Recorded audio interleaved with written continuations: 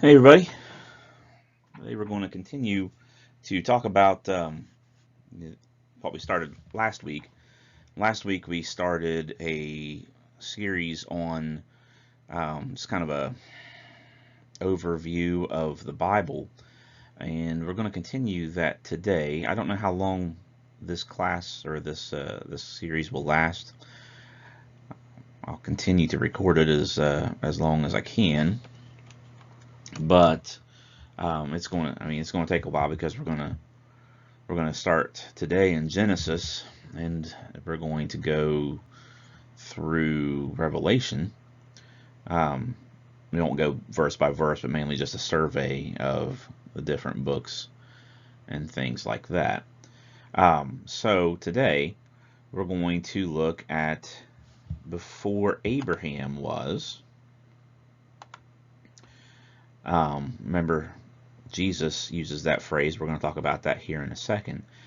But Abraham was, I guess he lived just about 4,000 years ago, not quite. And he lived, and of course, the Jewish people call him the father, Father Abraham. And so we're gonna look at the time before he lived. Now, of course, he lived before Moses. He lived before David. Obviously, if he lived before Moses, he'd have to live before David. But even though he's considered the father of the Jewish people, he is there is one who is greater than him, and that, of course, is Jesus. And Jesus says in John chapter 8, I believe, and it's in verse 58, Jesus says, "Before Abraham was, I am," which is a way of Jesus declaring that he is deity, that he's God, which causes some trouble there among the people that were listening to him. Well, we won't get into that today. That's just where the title of the lesson came from, before Abraham was, and all of that can be found in Genesis chapters 1 through 11.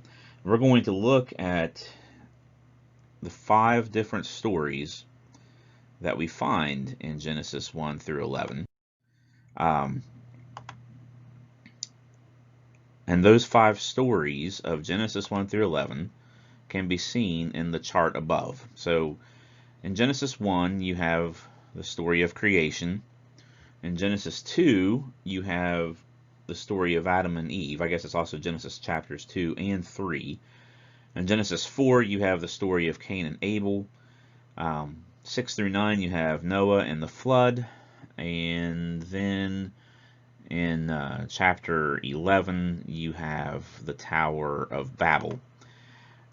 These stories are so ancient and so old that we're not really sure when they happened. We don't have a good date for them. We have estimates for some of them. We don't have estimates for all of them. For example, creation, we have absolutely no idea when that took place. Some people will probably say it took place around 6000 BC. That's possible. It might have taken place before then. Certainly no earlier than 6,000 years ago. Sometimes we refer to this time period in Genesis chapters 1 through 11 as primeval, which is really the time before history started being recorded too much. So those are the 5 stories. Now, I wanted to talk about all 5 stories this evening with you all, but that's not likely going to be too easy to be able to do. So what we're going to do is we're actually going to look at the creation story and the Adam and Eve story of Genesis chapter 2 and 3. Now you'll notice that there's a gap here. There's a couple of places where there's a chapter gap. You have 1 through 4 where you have stories, and then chapter 5. Chapter 5 actually is a list of genealogies from Adam until Noah, and then chapter 10 is genealogies again, really from Noah until Abraham. And then chapter 11, we have the Tower of Babel. Abraham actually does overlap with the Tower of Babel, and he very likely lived. In fact, we know he lived in the same area where the Tower of Babel was built around the same time that God called him. So we have a pretty good idea of when the Tower of Babel took place. Still an estimate, but it's probably closer than some of the other estimates that we may have.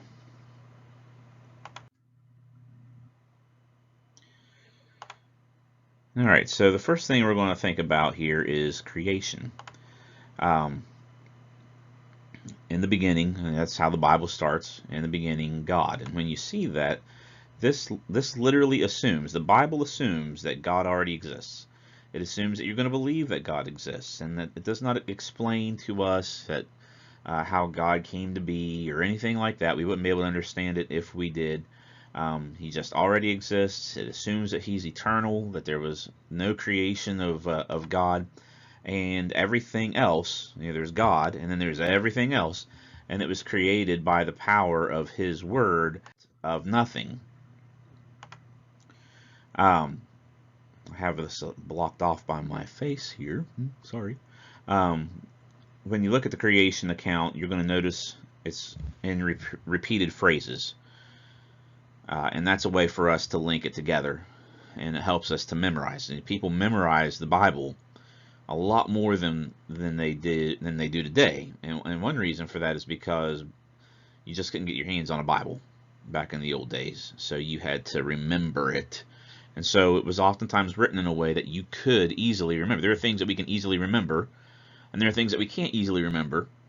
There are things like songs and poems, because the way their structure is, it's easy to remember those things. And so that's the way Genesis is written, and in fact, that's the way a good portion of the Bible is written in ways that we can memorize it without having to actually open up a Bible if we don't have access to it. It's a good thing to do, is to meditate and memorize and make the Bible part of your mind and your thought process. Now, here's the phrases that we have, and you'll see that it's repeated. Some of them are repeated every day of the week. For example, let there be, or let the, and then the thing that was being created would come right after it, such as you'll see that in these verses that are listed here, day 1 through 6, and then you have all the other ones. Now, some of them they don't repeat. Like day 5 doesn't repeat, and it was so. Day 2 doesn't repeat. God saw that it was good on the second day, and then God called. That's not in 4, 5, and 6, and probably the reason it's not in 4, 5, and 6 is because here in on days 1, 2, and 3, you have different things. You have light and darkness, day and night. You have the expanse, the ocean and the seas. You have dry land and the trees. And then in day 4, you're going to start seeing animals, which we're going to get to here in a minute.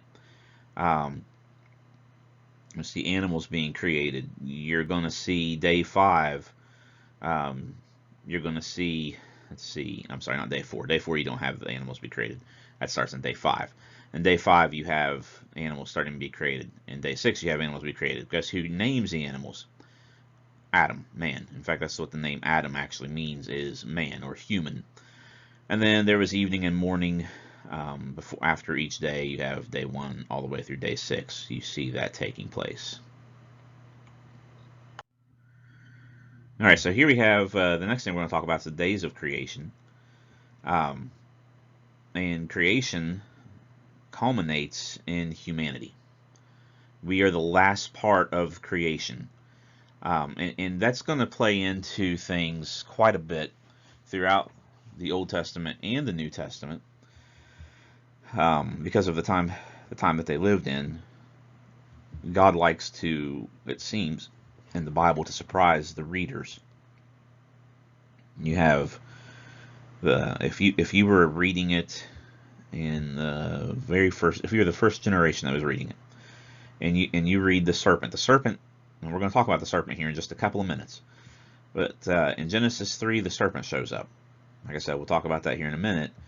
But the serpent, if you are just reading it in that first generation, you're going to know something's up with the serpent, but you're not going to realize that it's the devil. To you, it's just a serpent.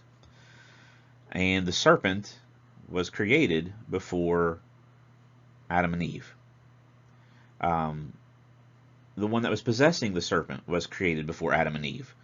And so then you're gonna see later on, you're gonna have Jacob and Esau. Esau was born before Jacob, but Jacob gets the inheritance. Then you have Joseph, who was a younger brother, but he gets the double portion of the inheritance, as was to go to the oldest born. You'll see that time and time again, and God seems to be doing it here. So that's a theme that's gonna pop up. Of course, the longer it goes, the longer the Bible goes, and more is revealed to us, then what we begin to see is that God tells us more and more things, and we learn that the serpent was in fact Satan, being the serpent was being possessed by Satan at the very least. I don't know what just happened there, but here we have the one other thing I want us to look at. And I think we've talked about this before, but this breaks the days of creation down: 1,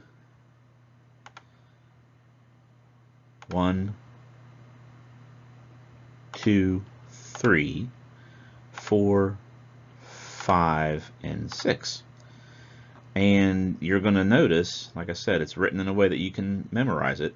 On day 1, you have light that's created in the day and night. And then you skip over, and that's in verses 3 through 5. And then you skip over to day 4, and you notice that the light dwellers, and we're going to call them the light dwellers for our study, are created. And the light dwellers are the sun and the moon and the stars. That's in verses 14 through 19. So you have day and night, and then you have the sun, the moon, and the stars. On day 2, you're going to have the oceans and the atmosphere, right? The oceans and the atmosphere. And when you have the oceans and the atmosphere, you're later going to see in day 5 the expanse dwellers. Okay, so you have the expanse on day 2, and you have the expanse dwellers on day 4. The expanse is created in verses 6 through 8, and the expanse dwellers are created on day 5. And the expanse dwellers will be fish and the birds and all the animals that fly. Okay, and then you have day 3, which is found in verses 9 through 13 of Genesis 1, and that's the earth. Now someone will say, oh, wait a second, the earth's already been created. Yes, the earth has already been created. The planet Earth has been created.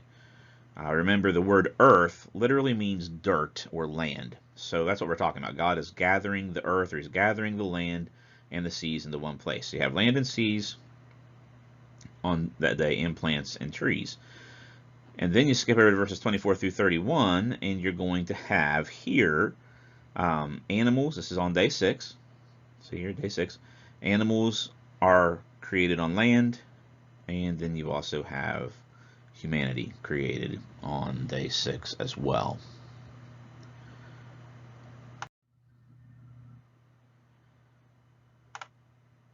Alright, so let's skip over to the story of Adam and Eve. And that actually is found in Genesis chapter 2, verse 4, and through chapter 4 and verse 2. Now when you see something like this right here, there is no 4:2a, and you'll see that again at least one other time. There's no 4:2a or anything else. That just means that there's a different part of the verse, and so here that just means this goes through chapter 2 verse 4 to 4 verse 2 in the first part of it.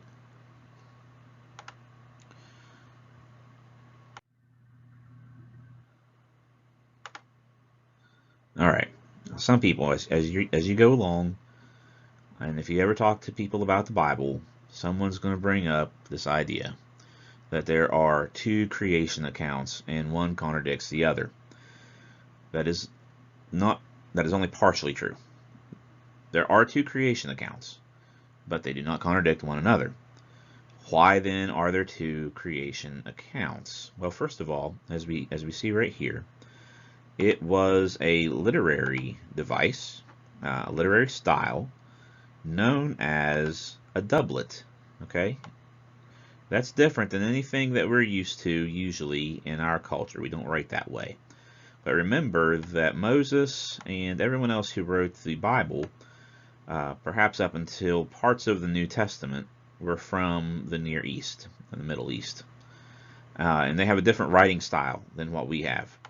And so a doublet, as we see right here, was used to give a different perspective of the same event with additional details. We have a similar thing going on in a couple of different places in the Bible, but we specifically remember this happening with the gospel accounts. We have Matthew, Mark, Luke, and John.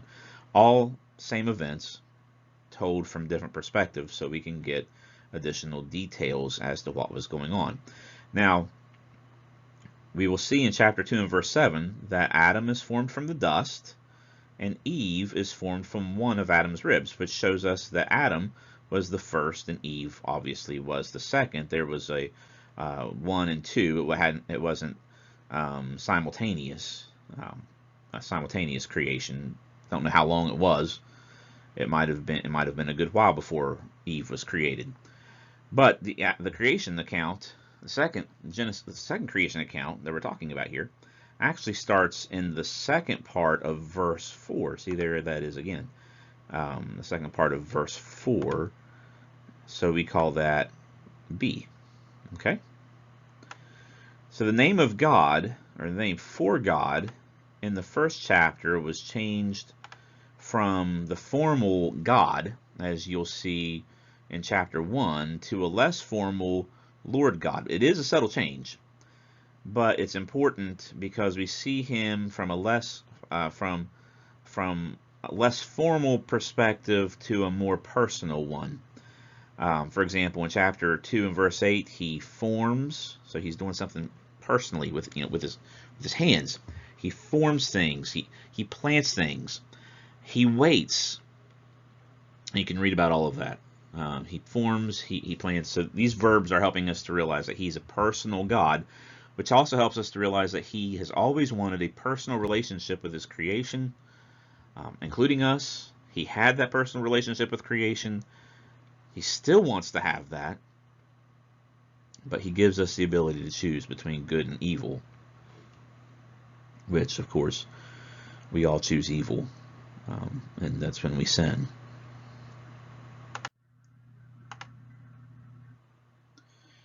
So we're going to talk about the fall of humanity. As we said earlier, the serpent is now introduced. And if you turn to Revelation 12 and 9, we learn for sure that the serpent is Satan. He's also called a dragon there in the book of Revelation, but he is the same character. 1 Peter chapter 5 and verse 8 tells us that the serpent, that the devil, and this time he used another animal is used to describe him, is still at work today. He says in 1 Peter 5:8, your adversary rather, the devil, is roaming the earth like a roaring lion, seeking whom he may devour. Now, in verses 25 in chapter 3 and 1, there is an interesting play in the ancient on the word in Hebrew. I put Hebrews here. It's just a mistake. I'm sorry. So let's see here. Let's mark that out because I want us to look at it from the Hebrew language. So goodbye S. All right. Back to my red pen here. So there is a play on words in the Hebrew. We don't see it in English. That happens quite a bit, and that probably happens. And it's just something that's lost in translation. That happens with English to other languages too. We have puns that make sense to us, but if it's translated into another language, it won't make sense. For example, I think this one's funny. In Germany, the name for Batman is, I think, Der Fledermaus, because German is a similar language to English to a degree. It has similar structures, I think. I've tried to learn it a little bit. Not very successful. But Batman, that seems kind of frightening. On the other hand, though, calling him Flying Mouse Man, which is what it equivalates to in German, that's not nearly as intimidating. So we do have things like that in modern language, and here, though I'm not entirely sure what to make of the pun. In Genesis 2:25, it talks about the man and his wife being naked, which is arum, and then it talks about the serpent being crafty or subtle. The serpent was more crafty or subtle than any other animal in the field, and that is he was a rumium. So you have a play on words there, a pun that we don't typically see, or we definitely don't see in English. Adam and Eve disobey God, and therefore they redefine good and evil for themselves. That is a theme that you're going to continue to see through the scriptures, is that people redefine good and evil for themselves. And once we redefine good and evil, stuff goes crazy and very bad. So when Adam and Eve did this, this broke the relationship they had enjoyed with God for an untold period of time, because we were told that God was walking in the garden in the cool of the day. The way that is worded makes us realize that this was something that God did with Adam and Eve on a pretty regular basis, that he walked with them, talked with them, but now sin has entered into the picture, so that, they're really asking him to leave. God searches for them. He knows exactly where they are. I know we've talked about that before in Genesis chapter 3, verses 12 through 13. He knows where they are, but he's giving them the opportunity to confess. And so he says, "Where are you? Where are you?" Because they were hiding. They thought they could hide from God. So Adam answers first, and if you notice there when you're reading it, he says he blames his wife, he blames Eve, and then he also blames his creator, because he says, "This woman that you gave me the fruit and I ate." He didn't accept responsibility. Guys, we don't want to be like that. Whether you're a guy or a girl, you don't want to be like Adam was. Now, God turns to Eve. Eve gives him a more honest answer. She just pretty much tells it like it is. She says, "Well, the serpent deceived me, and I ate." And that's exactly what happened. And of course, she turned and she gave Adam the fruit. God gives curses and blessings. The serpent was to go on his belly. We're going to talk about a little bit more of the serpent's discipline. Eve was to have childbearing, pain in childbirth, more pain in childbirth. Doesn't say there wasn't going to be pain just now, more pain in childbirth. And she would desire her husband, and that does not mean that she would desire him sexually or anything like that. God had never removed those kinds of things.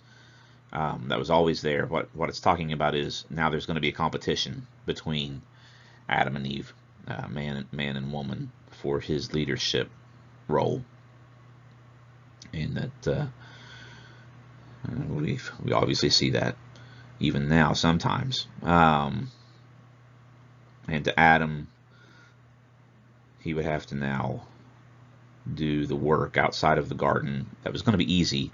In fact, they were going to spread that out throughout the world. The Garden of Eden was only in a very specific place. It was meant to spread out. There wouldn't have been enough room for everybody in the Garden of Eden.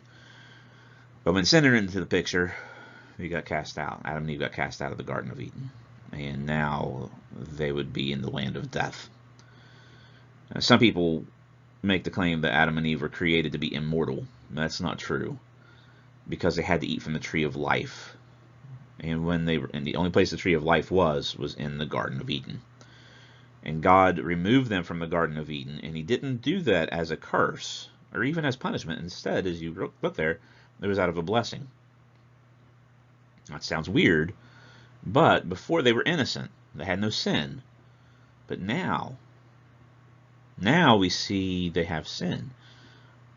And God doesn't want Adam and Eve to live forever while living in a position of sin. Now that's something that we're going to be fleshing out more and more as we get to the New Testament. That Adam and Eve, or that mankind, has a sin problem, has a death problem now, and that now eternal life is still, just like it was then, it's still a gift that God has given. At first in the tree of life, now at the tree of Calvary, which is the cross, and we'll talk about that as we continue on. So it was a blessing. Death in the state of sin is actually a blessing, but that is being taken care of and removed by Christ.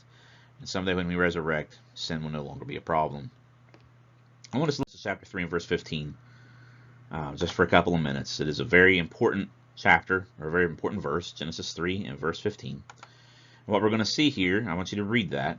It's the first prophecy of the Bible. It takes thousands of years to completely fulfill. The seed of the woman is ultimately fulfilled by Jesus, as Jesus was born of a virgin. But you can trace the seed promise from Eve to Seth to Noah to Shem, and then all the way, down through Shem's descendants to Abraham, Abraham to Isaac, Isaac to Jacob, Jacob to Judah. Then you just keep on going, David, and then so on and so forth until eventually you have Jesus, who is the ultimate fulfillment of the seed of woman, who would crush the serpent's. He would crush the serpent's head, but not before the serpent bruised his heel at the crucifixion. When Jesus resurrected, he would crush the head of Satan and defeat sin, defeat death, so on and so forth, because Jesus' body came out of the grave. And we have that promise that our bodies too will come out of the grave and be given a new body in 1 Corinthians chapter 15. I want us to read a couple of passages, because what we see here is that God has always had a plan to save mankind. We're going to read Acts chapter 2 and verse 3. He's always had a plan to redeem mankind, humanity, and all of creation. So first of all, Acts chapter 2 and verse 3. Acts chapter 2 and verse 3. Make sure I have the right passage. No, I'm sorry, verse 23. Yeah, Acts 2:23. All right, it says, "Men of Israel, hear these words. Jesus of Nazareth, a man attested to you by God with mighty works and wonders and signs that God did through him in your midst, as you yourselves know." That's in verse 22. "This Jesus delivered up according to the definite plan and foreknowledge of God, you crucified and killed by the hands of lawless men." But notice there he says, according to the definite plan and foreknowledge of God. God always had a plan to save humanity from their sin. If you go to Ephesians chapter 3, I think it is. Ephesians chapter 3, we're going to look at verse 9 through 13. That's Ephesians chapter 3, verses 9 through 13. And in this passage, he says, "And to bring to light for everyone what is the plan of the mystery hidden for ages in God, who created all things, so that through the church the manifold wisdom of God might now be made known to the rulers and the authorities in the heavenly places. This was according to the eternal purpose that he has realized in Christ Jesus our Lord, in whom we have boldness and access with confidence through our faith in him. So I ask you not to lose heart over what I am suffering for you, which is your glory." So the church is the eternal purpose of God, which is revealed to the rulers in the heavenly places, which does not refer to the people that rule here on earth, but rather refers to spiritual beings that are doing whatever they do behind the scenes, that have been defeated by Christ through the resurrection. I want us to read Romans chapter 8 and verses 18 through 23, and that will be it for this evening. He says, "For I consider that the sufferings of this present time are not worth comparing with the glory that is to be revealed to us. For the creation waits with eager longing for the revealing of the sons of God. For the creation was subjected to futility, not willingly, but because of him who subjected it, in hope that the creation itself will be set free from its bondage to decay and obtain the freedom of the glory of the children of God. For we know that the whole creation has been groaning together in the pains of childbirth until now. And not only the creation, but we ourselves, who have the first fruits of the Spirit, groan inwardly as we wait eagerly for adoption as sons, the redemption of our bodies." So God has always had a plan, and he started revealing that plan all the way back when Adam and Eve first sinned in Genesis chapter 3. We have victory today because of what Jesus has done, because of what God has done. Though mankind had been defeated, he has redeemed us and will continue to do so through Jesus Christ. Thanks everybody for listening, and I will see you soon. I hope you all have a good evening. Bye-bye.